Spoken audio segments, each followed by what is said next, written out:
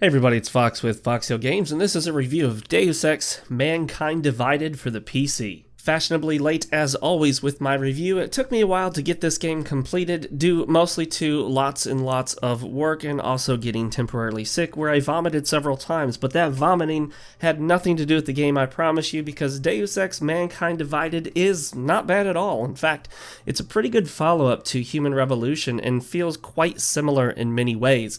If you just played Human Revolution like I have, and in fact reviewed it, click here to see that review of Human Revolution, or the link in the description, or the link at the end of the video. Well, if you've just finished Human Revolution like I have, you'll feel that Deus Ex: Mankind Divided is essentially the same game, just with more built up upon it. While the graphics are different, you don't have the urine filter, otherwise known as the black and gold filter of Human Revolution, and the gameplay is mostly the same, although this time around there are some additional augments which put you into some sort of like overdrive. It's as if you're trying to overclock your CPU, and if it overheats, bad things happen, although I never really bothered with that. In fact, I only went into one of the additional augments, and that was actually the armor one, I think called the Titan augment, which was actually really cool. I should have experimented more with the other ones, but to be quite honest, I was happy with the base augments, and I didn't have to worry about the whole overloading thing. But before we get too deep into it, let's get to those PC settings. Thankfully, just like last time, there are plenty of settings this time around. In fact, there are even more.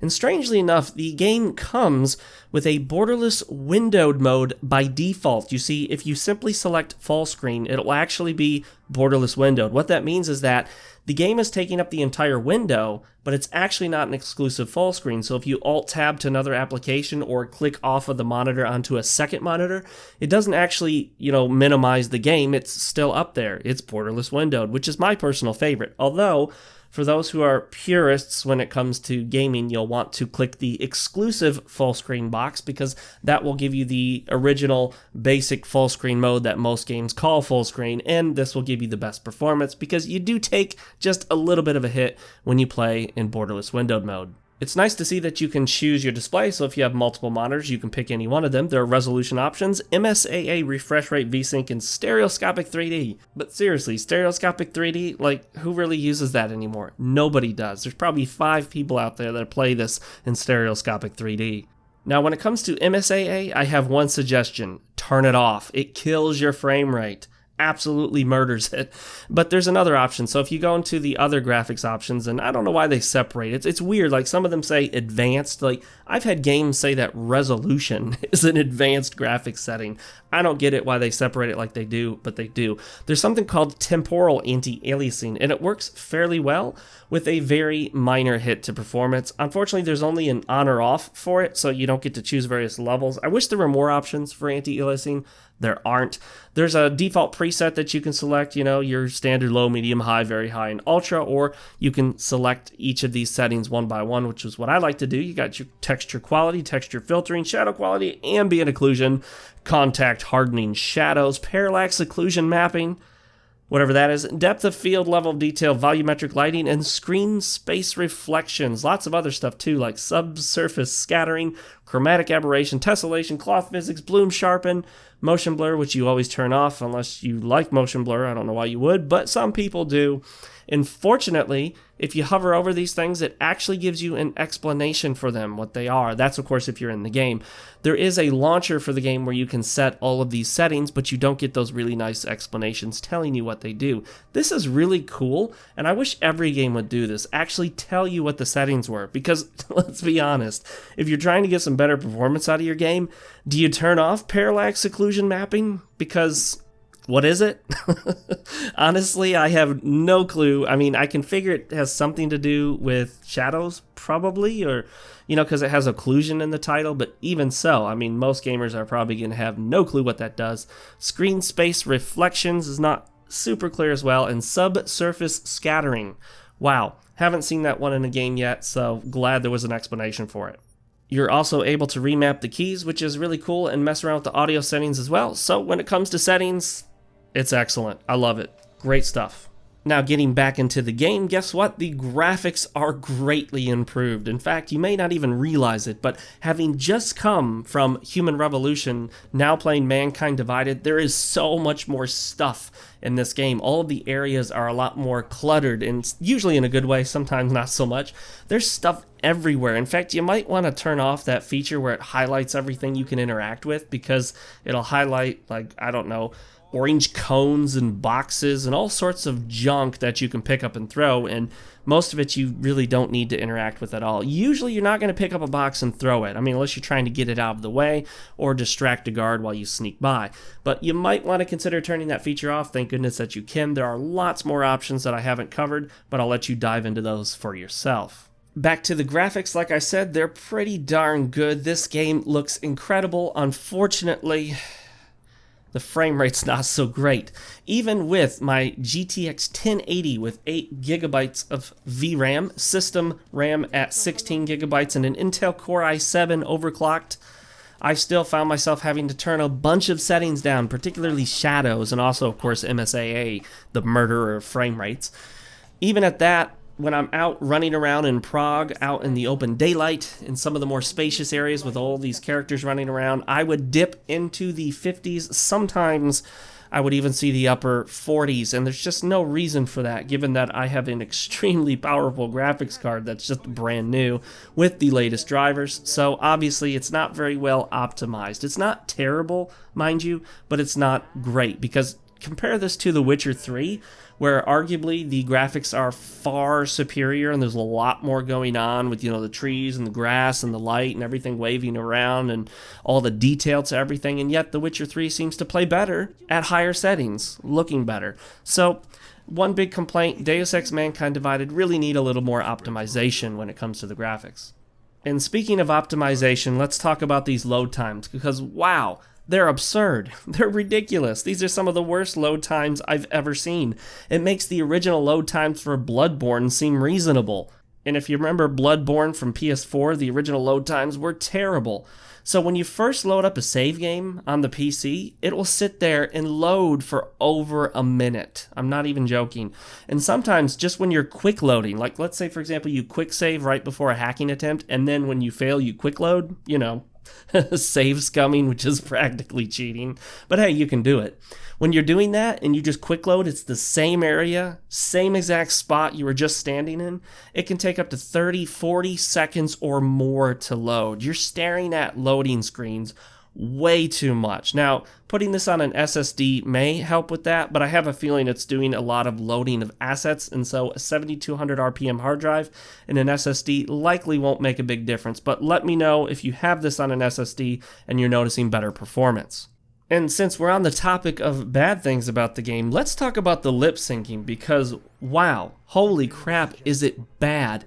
I mean, this is like old karate movies bad. You know those old Chinese karate movies where they dubbed it with English voices and it's just terrible, it's completely off? It almost looks that bad. Not quite that bad, but pretty darn close. I mean, the lip sync is always off. It's always off. I don't think there was a single point in the game where the lip syncing looked just right. It always looked off to me, and that's surprising considering that the lip syncing was actually better in Human Revolution. And in fact, even though there's a lot more detail in the character faces, I find myself preferring most of the faces of characters from Human Revolution over Mankind Divided. I don't know why, but even though Human Revolution, they were simpler with a lower polygon count, they just seemed more personable. I don't know why.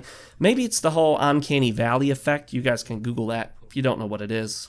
Harping more on the negatives, when the game first came out before the first patch, whenever you were running, if you hit a set of stairs, even if the stairs didn't really go up or down very much, your character would come to almost an instant stop, like you would just start to kind of crawl.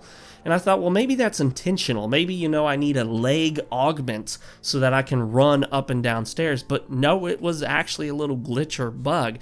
They have essentially fixed it in the patch, but it's not perfect. Occasionally I find myself still slowing down, even on extremely small inclines or declines.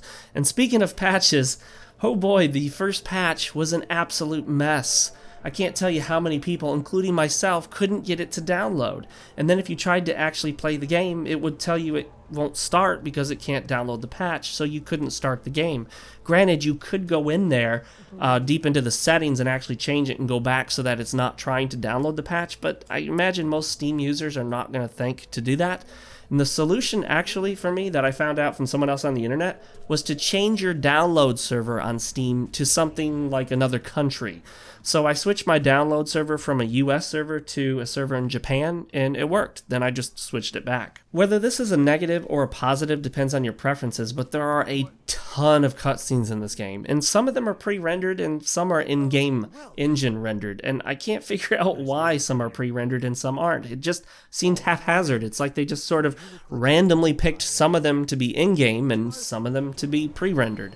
I don't know, there doesn't seem to be any rhyme or reason to it, but at least the pre-rendered cutscenes here are much better quality than the Human Revolution ones were, which looked terrible on a 1080p display on PC. So essentially, there's more story, there's more dialogue in a sense, but that doesn't necessarily mean that the story is better. In fact, in many ways, the story to this game feels like it's part one of a series, and that's because it apparently quite obviously is. I'm going to spoil a little tiny bit of the ending, only in the sense of the feeling that the ending gives you. I'm not going to tell you any details of what happens, so don't worry, it's not really a spoiler. But the ending is straight up sequel baiting. It is just making it abundantly clear that this is part one of, I don't know, a trilogy perhaps, because it clearly does not wrap everything up. Not at all. It leaves so many loose ends, and there's a little tiny scene at the end that baits you for a sequel. You'll know what it is when you see it. And speaking of the ending, wow, is it abrupt. It just sort of happens. Like, I didn't know that was the ending at first until the credits started to roll. I was like, wow, that's the ending? Really? Unfortunately, it was. I felt like it just didn't finish properly. I felt like it just stopped in the middle of the game, and it's like, to be continued. You know when you're watching an episode of a show, maybe your favorite sitcom or something, and you know, you're not keeping track of the time, so you don't realize it's about the end of the show, and all of a sudden, boom, it just suddenly says, to be continued, and it catches you off guard? That's what this game does. Unfortunately, the game makes you watch all of the credit roll at the end. I mean, this thing goes on, and it goes on, and I couldn't find any way around it, hitting escape, enter, space, clicking around. Nothing worked, and I didn't want to Alt F4 because, fortunately I didn't, because it does actually save your game after the credits stop rolling, and then you get New Game Plus. You know, and strangely enough, during this credit roll that goes on forever, it shows you a whole bunch of photos of what I can only assume is the development team. You know, they're laughing and goofing around. There's some funny photos of them, group photos, and all I can think is it just looks like I'm looking at the Facebook page for some random dudes that I don't know and don't care about. I just don't see why they were showing this to me. I mean, I could see how it would have value if you were part of the development team. You'd like to see all these photos and reminisce. But for me, as just a player of the game, it didn't mean anything at all, and it seemed strange and out of place. And given that a little scene pops up in the middle of the credits, it really pulled me out of the experience to see these developers and them goofing off and smiling and having fun and being silly, and all of a sudden, boom, now let's return to Deus Ex Mankind Divided story segment. It just, the juxtaposition of those two things was totally out of place. We didn't need to see the photos, and the credit scene did not need to be mandatory. My approach to Deus Ex Mankind Divided was essentially the same as Human Revolution. Basically, I got all of the combat-related augments, and I went in and treated it like a first-person shooter, which is probably not how you're supposed to do it. But, you know, you can do that if you get all the armor set up, and especially the Titan armor, which is the new augment, you know, your exceptionally super cool overload augment. But I did all that, loaded up with weapons, you know, expanded my inventory so I could even carry more weapons and ammunition, and I went in guns blazing. And let me tell you something, yeah, you'll die a lot if you do that, particularly on the higher difficulties. In fact, I would venture to say that on the highest difficulty that you can set it to, you probably can't really do that very well. I had to use cover a lot, and I found myself dying repeatedly, but that makes sense. The game's not supposed to be straight up first-person shooter, but hey, that's what I made it. There's one part of the game where you sneak into this big building and there are guards and sentry bots and cameras and all sorts of stuff everywhere. Well, I just went in there, guns blazing, and I mean, glass was shattering, I was blowing up cameras, I was busting through doors with a shotgun. By the way, you can actually blow the doors open. I don't know if you know that, but if there's a locked door, you can just take out a weapon and shoot it until it breaks open. At least that's the case with most doors. Or hack it, or do whatever you want to do. And of course, just like with Human Revolution, absolutely 100%, you really want to spec into hacking skills. You don't have to pick them all, I didn't, but you definitely want to get some hacking augments. I would like to go back and probably do more of like a stealth run, because I think that's really how Deus Ex is intended to be played, but, you know, I wanted to approach it as a typical, you know, first-person shooter. Now, while I'm thinking about it, I wanted to address a few oddities with the game. I didn't even realize this until after I had finished Deus Ex Mankind Divided, but there's a shop option in the main menu. So I thought, shop, well, let's see what's in there. And I clicked it, and sure enough, there are a bunch of microtransactions to buy Praxis kits and some stuff. And I was like, wow, I mean, you can buy Praxis points for about $1 a piece, US dollar a piece. And I'm just thinking, doesn't that completely break the game? You're not intended to do that. I mean, I could go in there and spend, I don't know, what was it, like $7 for 10 Praxis points or something like that. I could spend $10 or less and have 10 Praxis points to spend on augments. That would just completely break the balance of the game. Essentially, you could go in there and, unless they prohibit you from doing this, you could just buy a whole bunch of Praxis points with real money and then augment your character all the way. So to buy every single augment from the very beginning of the game. That just seems so cheap. And from what I've been told, the developers didn't want that in there. It was forced on them. They were told to do it shortly before the game's release. And, well, it is what it is. It's in there. I highly recommend you don't touch it, because the more people that use it, the more they'll put that junk into games. There's also a mode in the game known as Breach, which is just sort of this tacked on little multiplayer mode, and it just doesn't make sense in the game as a whole. I guess you are some random hacker breaking into corporate servers and stealing data. It essentially mirrors a small segment of the actual game, and I have to say that after playing it for about 10 minutes, I was done, and I don't plan on ever going back to it. And another really odd thing, although I never actually made use of it, is that you can find these items in the game, and then you can get an app for your smartphone, and you can scan the screen when it brings up this little like code. It's kind of like a QR code. You can scan it with the Deus Ex Mankind Divided app for your phone, and I guess it brings something up. I don't know. I never used it. I just feel like, I don't know. I don't want to incorporate my smartphone into the game. That really pulls me out of the experience.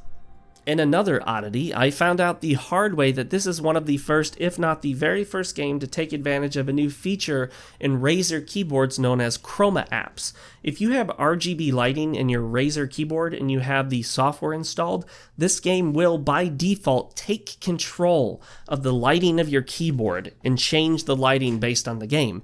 Now, at first I was just totally caught off guard by it, but it was interesting as my keys were kind of flashing that Deus Ex kind of yellowish orange color. And then it lit up the keys that I could use, and I thought, well, this is pretty cool, because that's kind of what I like to do. I like to use my RGB keyboard to light up the usable keys in the game. Like, I'd light up the offensive abilities as red, and movement abilities as, say, yellow, and, you know, abilities for using items as green, stuff like that. Well, unfortunately, it doesn't actually light up all the keys that you can use, and if you're in a dark room and the keys aren't lit up, it may actually be hard to see some of them. Speaking of keys, they put the holster key on H. Granted, this will make some sense because H is fairly close to the WASD keys where you'll rest your hands when playing with a mouse and keyboard, although gamepad is supported. Unfortunately, when trying to reach over to hit the H key, I would frequently accidentally hit the G key. And the G key is for grenades. I can't tell you how many grenades I wasted trying to holster my weapon. And it is actually important to holster your weapon. You can set people off if you don't holster the weapon, scare them off. They could attack you if you approach them with your weapon out, not holstered. So I threw so many grenades by mistake, killed myself several times by mistake. I ended up reloading and losing some progress a few times that way, and ultimately I should have just rebound the key, but I didn't. I have to say that although I can't quite put my finger on it, the combat feels a lot better this time around. The way you can move along walls, the way you can move from one point of cover to the next, it actually just feels a lot better. Now you hit the space key when you're kind of set up on cover, and you'll quickly run to wherever you're pointing to. It's not 100% smooth, but it feels a lot better than any of the movement did in Deus Ex Human Revolution for the most part in terms of combat. It just feels like this game is more oriented towards that combat style, which is strange given that at higher difficulties you're essentially going to have to be very careful about who you engage and how many enemies you engage at once, especially out in the open city where there are tons of police and they have these big mech units and they have these floating sentry guns that fly around, and you know, if you set them off, you could find yourself being attacked from 12 different directions and just die like that. And speaking of the city, it actually feels fairly large, and it's really, really populated with lots of stuff. Not just characters, but stuff like trash cans and trash bins and boxes and cones and cars, and you can actually get into the cars and open them up, and some of them have alarms, and some of them don't have alarms, and there are tons of shops, and some of the shops will actually be closed at certain points, and you can break in by either busting through and running the risk of the police catching you or hacking it. If you do hack in front of the police, yes, they'll catch you and start shooting at you, because apparently hacking a door in the world of Deus Ex Mankind Divided is an offense worthy of being shot. I don't know, doesn't make any sense to me, but hey, it's a video game.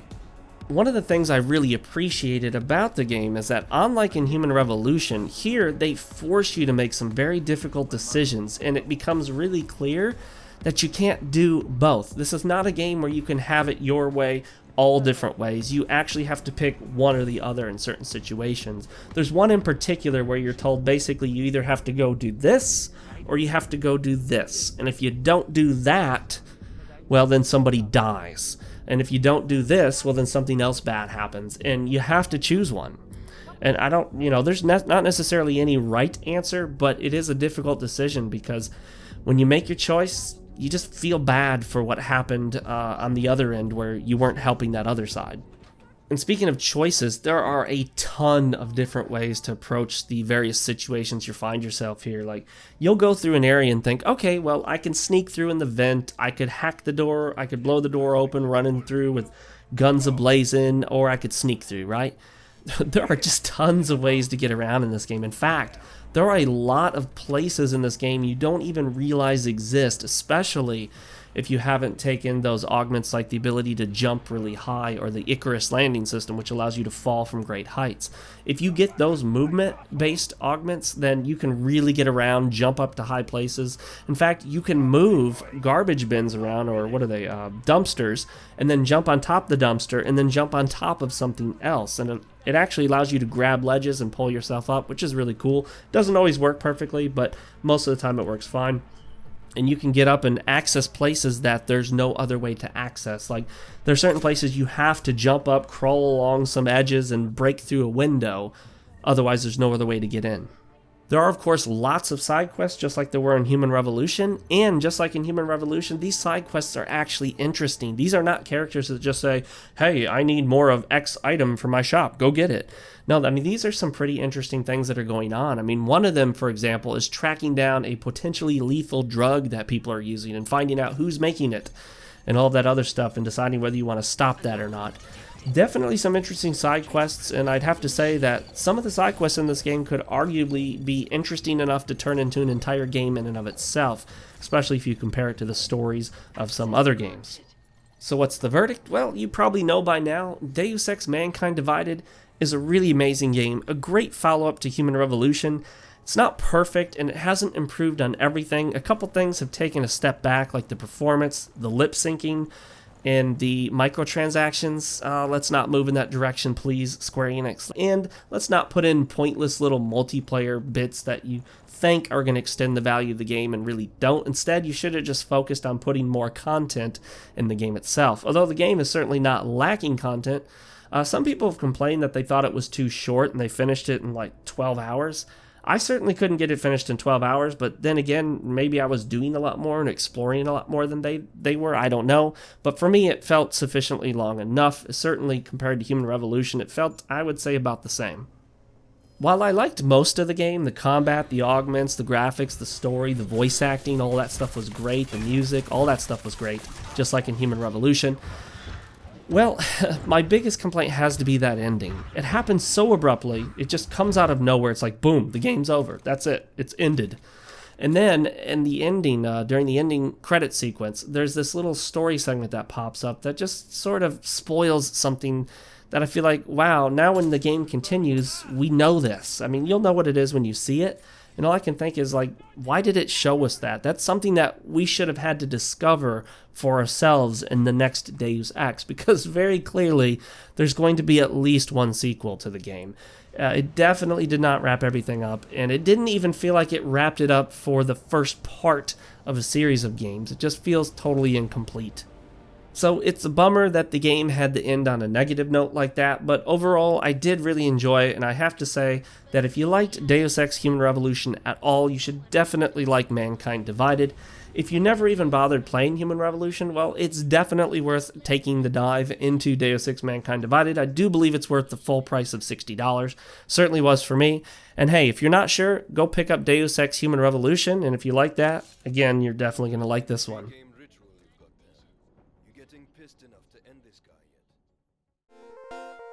Hey guys, thanks for watching. If you liked the video, as always, you can click the like button. Make sure to subscribe if you want to see more of this content. You can click the subscribe button on your screen or the subscribe button wherever it is on the device you're watching. Who knows, YouTube moves it around a lot. And as I mentioned earlier, I did do a review of Deus Ex Human Revolution, so you can check that out by clicking here, or you can check out my Fox % of God Eater Rage Burst 2 for the PC. I'm Fox with FoxeoGames, and I'll see you guys next time.